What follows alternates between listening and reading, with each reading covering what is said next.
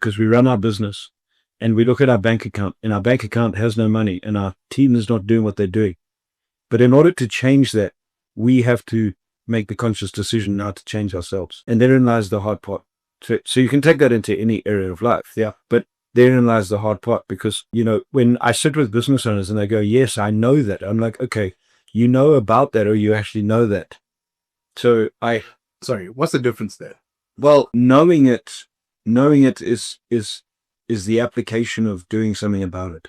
Okay. So knowing about it, I know about it. I know that my team's not performing. Okay, great. Versus I can see my team's not performing. What are the action steps that I'm going to do to get them to perform? And how are we going to change it? And over what period of time are we prepared to work on it to make that happen? Got you. Does that make sense? Yes. Because we get comfortable. We get comfortable in doing the things that we do. Sometimes, I've often said that comfort and happiness don't necessarily go hand in hand. You can be very comfortable and unhappy, and you can be uncomfortable and happy. But so in our business, we get comfortable because that's what happens. And we go from 1 week to 1 month to 1 month to 1 year to another year, looking back, hoping things are going to change. That's the mistake of a lot of people. I hope it's going to change. I hope the economy is going to. No, you've got to take very deliberate, very specific, very clear action in order to change it. That's the story in Get Moving to Greatness is really that.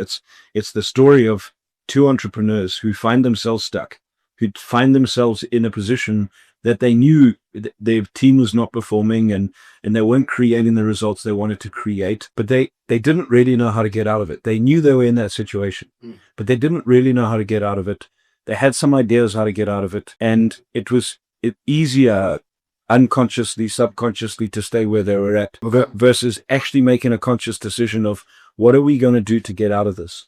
Because when we make the conscious decision of what are we going to do to get out of this, now it's going to take some form of investment, not only investment in money, but it's going to take investment in time, investment in energy, investment in knowledge.